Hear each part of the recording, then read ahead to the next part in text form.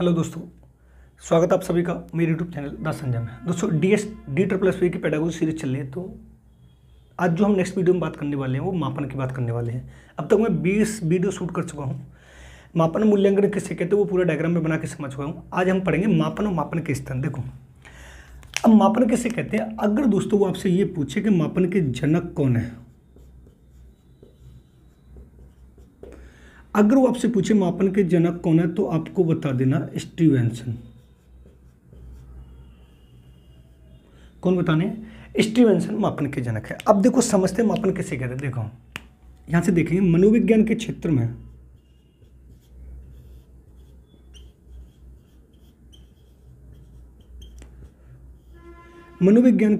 में मापन शब्द का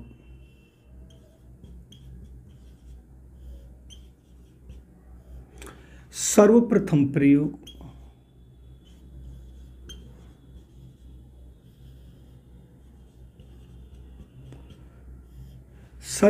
प्रयोग विलियम बुंट ने किया था।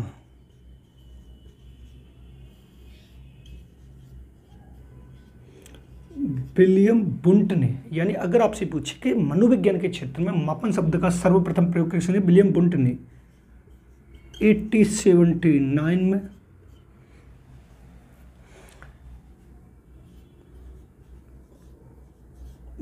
जर्मनी के लिपजिंग शहर में किया था।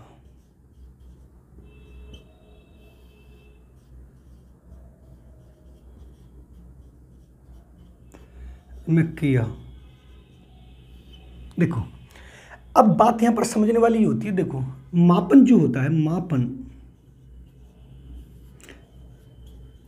प्रत्येक व्यक्ति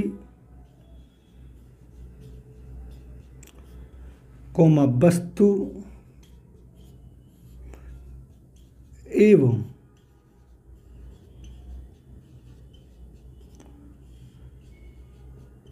घटनाओं को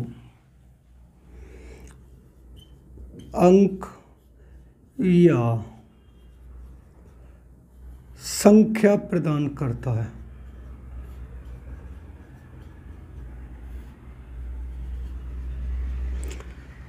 अब एक बात आपको यहां पर समझनी है, नोट डाल के।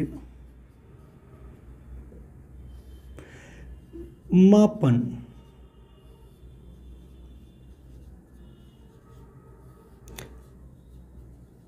प्रत्येक स्थिति का संख्यात्मक या मात्रात्मक विवरण प्रदान करता है।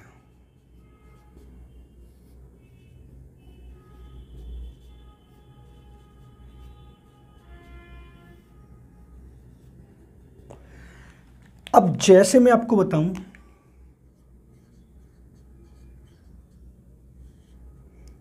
जैसे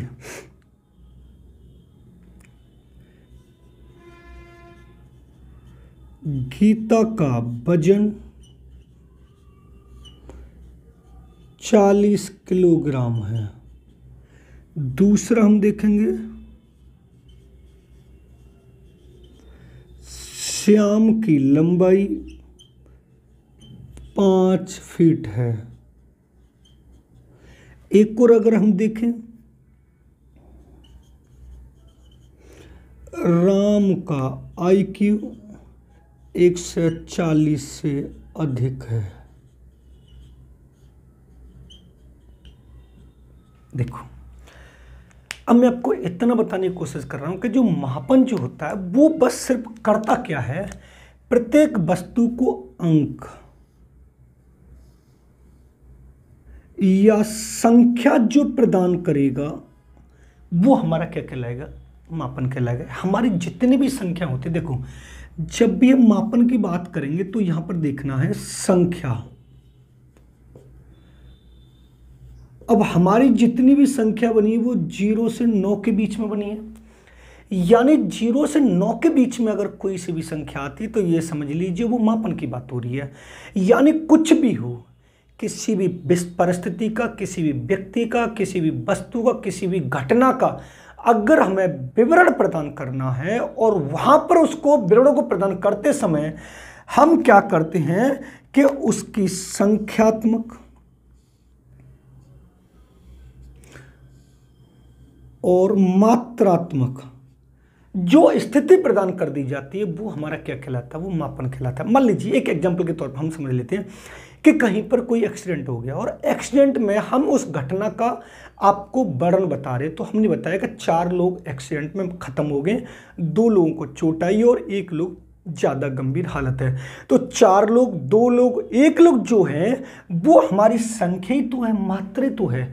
अब एग्जाम्पल के तौर पर मैंने बताया कि रीता का वजन कितने किलोग्राम है, 40 किलोग्राम है। अब ये 40 जो है वो 0 से 9 के बीच में ही तो बना है। यानी मैं आपको समझाने की कोशिश ये कर रहा हूं कि अगर कोई सी भी संख्या आ जाए जो 0 से 9 के बीच में बनी हो, लंबाई में, फुट में, इंच में, सेंटीमीटर में, मिलीमीटर में, किलोमीटर में, किलोग्राम में, किसी में भी आ जाए, वो हमारा क्या कहलाता है, मापन कहलाता है। श्याम की लंबाई कितनी फीट है, 5 फुट है। राम का IQ कितना है, 140 से अधिक है। अब 40 किलोग्राम, 5 फुट और 140 से अधिक, ये क्या है, हमारी संख्या तो। और जहां पर संख्या आती है वहां पर मैंने आपको क्या बताया, मापन बताया। अब मैंने आपको एक चीज ये भी बताई है कि सर्वप्रथम मनोविज्ञान के क्षेत्र में अगर वो आपसे ये पूछे कि मापन के जनक कौन है, अगर ये पूछे मापन और मूल्यांकन के जनक कौन है, तो आपको स्टीवनसन बता देना है। अगर ये पूछे मापन शब्द का सर्वप्रथम प्रयोग मनोविज्ञान के क्षेत्र में किसने किया है, तो आपको बताना है विलियम वुंट ने। अब विलियम वुंट ने कहां पर किया था, 1879 में किया था। कहां पर किया था, जर्मनी में। अब ये विलियम वुंट ने जर्मनी के लिप्जिंग शहर में जो किया था, इसमें किया क्या था, तो इन्होंने क्या किया था कि मनोविज्ञान की पहली प्रयोगशाला, प्रथम इन्होंने पहली प्रयोगशाला खोली थी। और पहली प्रयोगशाला खुलने के बाद बच्चे की बुद्धि का मापन करना चाहा। जो मैंने यहां पर लिखा है 140 से अधिक होता है कि 110 से अधिक होता है कि 80 होता है, क्या होता है, ये सब जो होता है वो सब किसमें, विलियम वुंट ने 1879 में जर्मनी के लिप्जिंग शहर में सबसे पहले मनोविज्ञान प्रयोगशाला खोली। अगर वो ये पूछे कि उस प्रयोगशाला का नाम क्या था, तो आपको नाम भी अगर पूछे तो मैं लिख दे रहा हूं, उसका नाम था जिंकल इंस्टीट्यूट। जिंकल इंस्टीट्यूट इसका नाम था जो यहां पर रखा गया है। बात क्लियर ये हो रही है। आपसे 3 तरीके से क्वेश्चन पूछेगा, मापन कौन सा विवरण प्रदान करता है, तो आपको बताना संख्यात्मक विवरण प्रदान करता है। अगर आपसे ये पूछे कि मापन शब्द का सर्वप्रथम प्रयोग किसने किया, तो विलियम वुंट ने। अगर ईयर पूछे तो 1879 में। कहां पर किया, तो जर्मनी के लिप्जिंग शहर में, आपको बता देना। अब बात यहां पर होती है कि मापन कैसी स्थिति प्रदान करता है, तो मैंने आपको बताया संख्यात्मक या मात्रात्मक स्थिति प्रदान करता है। अब इसकी परिभाषाओं की बात करते हैं हम। देखो, अब इसकी डेफिनेशन की बात करें हम,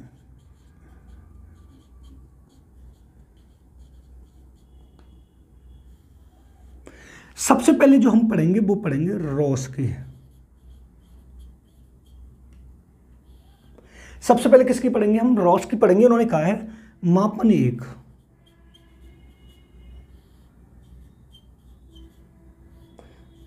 परमाणुकरण की प्रक्रिया है।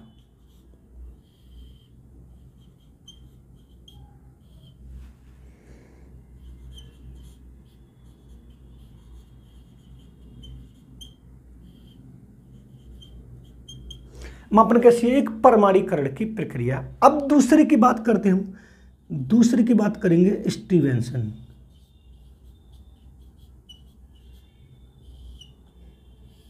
इन्होंने क्या बोला है कि नहीं,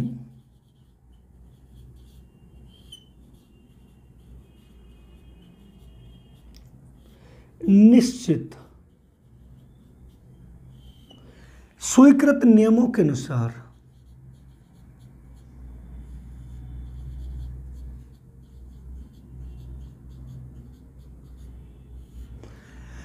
वस्तुओं एवं घटनाओं को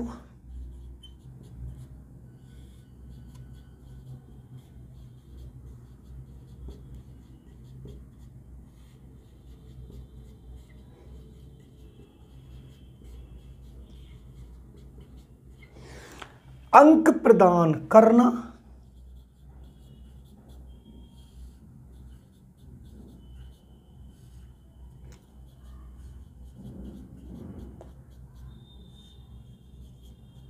मापन कहलाता है। ये किसने बोला है? ये स्टीवेंसन ने बोला। नेक्स्ट पढ़ेंगे हम कॉम्पबेल की। नेक्स्ट हम पढ़ेंगे कॉम्पबेल की।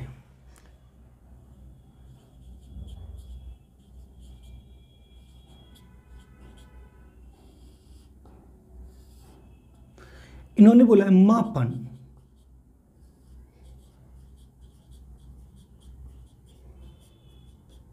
नियमानुसार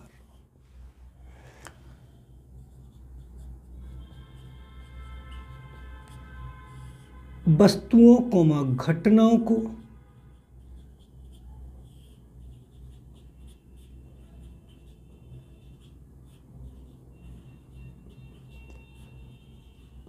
अंक प्रदान करता है।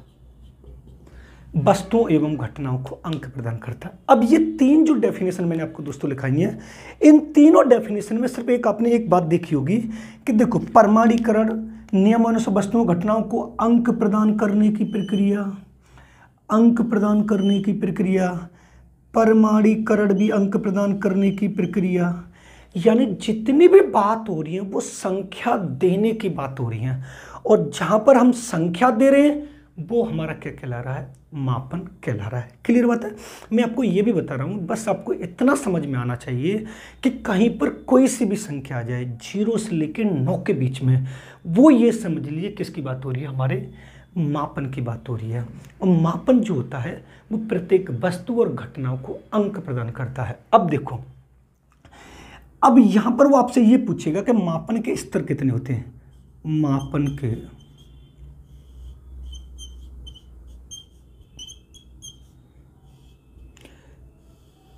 तो आपको बताने हैं कितने होते हैं। मापन के स्तर कितने होते हैं? हमारे 4 होते हैं। अब कौन कौन से होते हैं? देखो, पहला होगा हमारा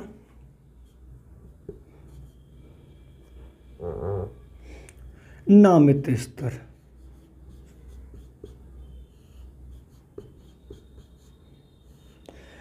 दूसरा होगा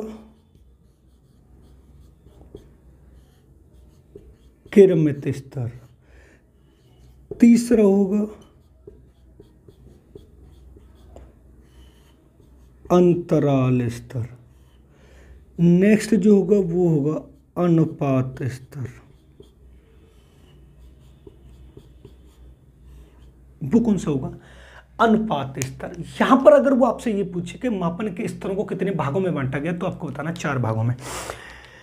अगर आपसे ये पूछे कि मापन के स्तर बताए किसने, तो आपको बता देना ये बताएं मापन के जो स्तर है वो स्टीवेंसन ने। किसने बताए? स्टीवेंसन ने। देखो, अब बात यहां पर ये होती है कि जो मापन का जो नामित स्तर है उसको हम निम्न स्तर बोलते हैं। कैसा बोलते हैं हम? निम्न स्तर बोलते हैं।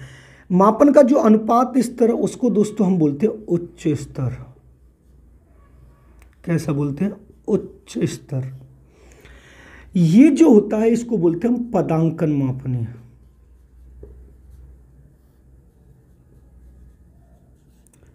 इसको क्या बोलते हैं हम? पदांकन मापनीय। लेकिन अगर अंतराल स्तर की बात करें तो दोस्तों यहां पर आपको एक चीज और बतानी है कि इसमें क्या होता है, इसमें शून्य बिंदु का अभाव पाया जाता है।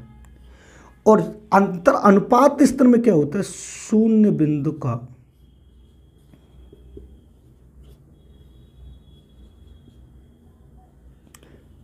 महत्व पाया जाता है। देखो, अब आपको समझना क्या है, थोड़ा समझेंगे इनको डिटेल में देखेंगे। अगर आपसे ये पूछे मापन के स्तर किसने बताए, तो आपको बता देना स्टीवेंसन ने बताया। कौन कौन से? नामित स्तर है, क्रमित स्तर है, अंतराल स्तर है, अनुपात स्तर है। मापन का वह कौन सा स्तर जो सबसे निम्न स्तर है, तो हमें बताना नामित स्तर। मापन का उच्च स्तर कौन सा है, तो हमें बताना अनुपात स्तर। मापन के किस स्तर में शून्य बिंदु का अभाव, मतलब शून्य बिंदु की कोई वैल्यू नहीं होती, तो आपको बताना है अंतराल स्तर। अब शून्य बिंदु का अभाव का मतलब ये होता है कि इसमें क्लियर ये नहीं पता होता कि एक वस्तु दूसरी वस्तु से कितनी दूरी पर है। यानी ये जो मेरा हाथ है, ये हाथ से ये वाला जो हाथ है कितनी दूरी पर है, उसका क्लियर पता नहीं होता। इसका एग्जाम्पल जो होता है वो थर्मामीटर होता है। हमारे बॉडी का टेम्परेचर जो होता है वो 98.6 होता है। अब हमारी बॉडी का टेम्परेचर 1 मिनट बाद बदलता रहता है, घटता बढ़ता रहता है, तो उसमें क्लियर एग्जैक्ट ये ना पता हो कि एक बिंदु दूसरे बिंदु से कितनी दूरी पर है, वो कौन सा स्तर कहलाएगा? हमारा अंतराल स्तर। अब आपसे पूछे उच्च स्तर कौन सा, तो आपको बता देना अनुपात स्तर। अब इसमें क्या होगा कि इसमें आपको बताना है कि शून्य बिंदु का महत्व पाया जाता है। अब इसमें यह होता है कि इसमें एक बिंदु से दूसरे बिंदु कितनी दूरी पर है उसका पता सही सही आराम से लगाया जा सकता है। यानी आपसे यह पूछे मापन के किस स्तर में दो बिंदुओं के बीच की दूरी का सही सही पता किस में लगाया जा सकता है, तो आपको बताना है अनुपात स्तर में। देखो समझा, यहां पर लिखेंगे हम दो बिंदुओं के बीच की दूरी का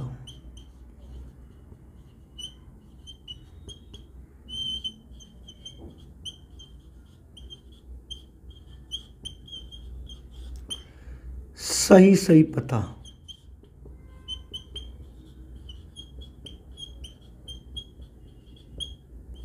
सही सही पता कौन से स्तर में लगाया जा सकता है, तो आपको बताना है अनुपात स्तर में। अगर आपसे ये पूछे मापन का वह कौन सा स्तर है जिसमें दो बिंदुओं के बीच की दूरी का सही से ज्ञान नहीं हो पाता है, तो हमें बताना है अंतराल स्तर। इसमें भी लिख देते हैं अंतराल स्तर में दो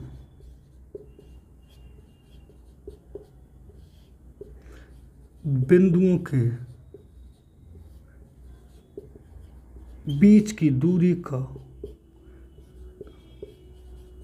सही ज्ञान न होना। अब आपसे ये पूछे दो बिंदुओं के बीच की दूरी का सही ज्ञान किस स्तर में नहीं पाया जाता है, तो आपको बता देना अंतराल स्तर में। नामित स्तर को निम्न स्तर बोला जाता है, ये हमें पहले बताया। क्रमित स्तर को पदांकन मापनी बोला जाता है, ये वाली बात क्लियर हो गई। मापन के स्तर किसने बताया, स्टीवेंसन ने, कितने 4 हैं। मापन कौन सा होता है, वो संख्यात्मक विवरण प्रदान करता है। ये है दोस्तों मापन। नेक्स्ट वीडियो में हम बात करेंगे मूल्यांकन। मूल्यांकन वेरी वेरी इंपॉर्टेंट है, आप इसका स्क्रीनशॉट ले लीजिए, आराम से स्क्रीनशॉट ले लीजिए आप इसका। वीडियो पसंद आए तो वीडियो को लाइक करें और शेयर करें और कमेंट करें। अगर आप हमारे चैनल पर नए हैं तो चैनल को सब्सक्राइब कर लेना, बेल आइकन ऑल को प्रेस कर लेना, जिससे आने वाली वीडियो को नोटिफिकेशन आपको मिलता रहेगा। DSSP की पेडागोजी सीरीज चलिए। इस वाले चैनल पर आपको टेट, सुपर टेट, रीड, DSSP, KVS यानी टीचिंग से संबंधित जो भी साइकोलॉजी और पेडागोजी होगी वो आपको इस वाले चैनल पर मिलेगी। मिलते हैं नेक्स्ट वीडियो में। धन्यवाद दोस्तों, चैनल को सब्सक्राइब जरूर करिएगा।